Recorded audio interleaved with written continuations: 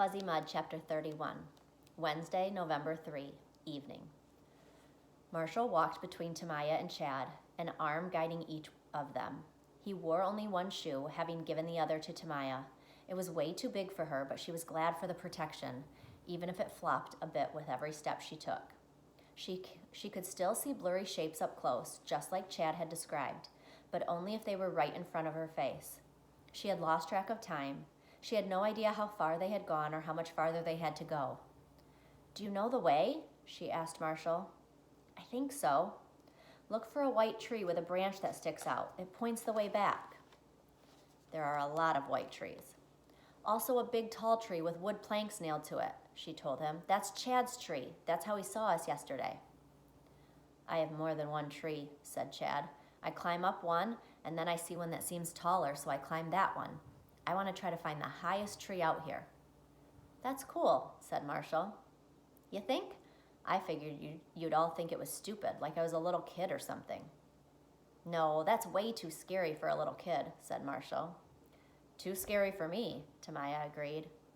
"You? No way," said Chad. "You're not scared of anything." "I'll take you guys up sometime. There are some boards at the top you can sit on." Once again, Tamaya could hear renewed energy in Chad's voice as he talked about his tree. "You can see for miles," said Chad. For miles? That was nice to imagine, considering she and Chad couldn't even see for inches. Marshall stopped suddenly. Tamaya felt him tighten his grip on her arm. Chad must have felt it too. "What's wrong?" he asked. "Shh," Marshall whispered. "I hear something." Tamaya listened. It sounded like the scattering of leaves and dirt. Something was moving, some kind of animal, or maybe several animals. "Chad," she whispered, "when you were up in your tree, did you really ever see the crazy hermit and his black wolves?" "I saw a guy with a beard. No wolves." The sound grew louder. There was definitely more than one animal. A dog barked. It was coming toward them. More barking from more than one dog.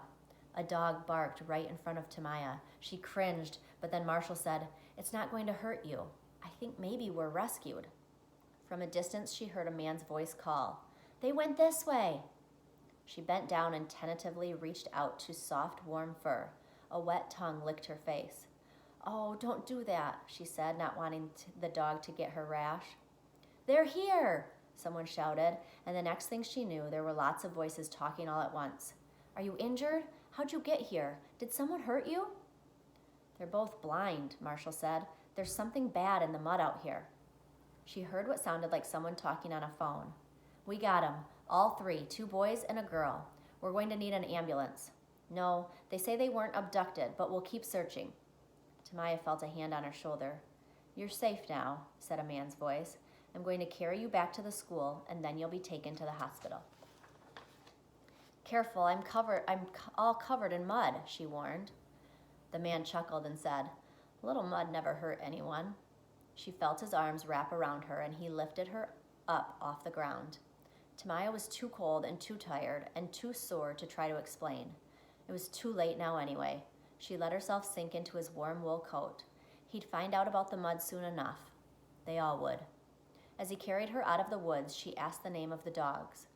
"The one that you were petting is Missy, short for Miss Marple. We also have Nero, Sherlock, and Rockford, all named after famous detectives." "'Cause they're good at finding people?" "They're the best." "I love dogs," said Tamaya.